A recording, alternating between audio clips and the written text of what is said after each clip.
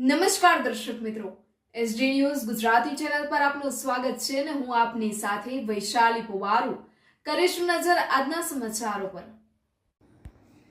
વડોદરા શિનોરથી હવામાન વિભાગની આગાહી મુજબ તાલુકામાં ગત રાત્રિએ સાર્વત્રિક વરસાદ વરસ્યો છે। તાલુકાના તમામ ગામોમાં મેઘમહેર જોવા મળ્યો હતો। તાલુકામાં ગતરોજ 26મી જુલાઈએ રાત્રિના 8 વાગ્યાથી વરસાદની શરૂઆત થઈ હતી।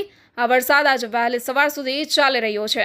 સમગ્ર રાજ્યમાં મેઘરાજાની ધમાકેદાર એન્ટ્રી જોવા મળી રહી છે।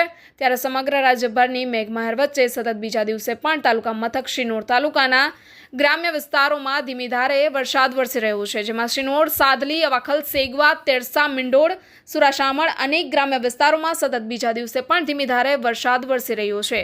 હાલ પણ તાલુકાના વાતાવરણમાં સવારથી જ કાળા ડિબાંગ વાદળો જોવા મળી રહ્યા છે, જેથી આજે પણ વરસાદ વરસી શકે તેવી શક્યતાઓ જોવાઈ રહી છે। તાલુકામાં સાર્વત્રિક વરસાદને લઈને ખેડૂતો તેમજ જિલ્લાના લોકોમાં ખુશીઓ જોવા મળી રહી છે। છેલ્લા કેટલાક દિવસોથી અસહ્ય ઉકળાટ અને ગરમીનો સામનો કરી રહેલ લોકોને હાલ ગરમીથી રાહત મળતી થઈ છે। Reporter Rahul Prajapati, SD news Gujarati, Sinor, Vadodara.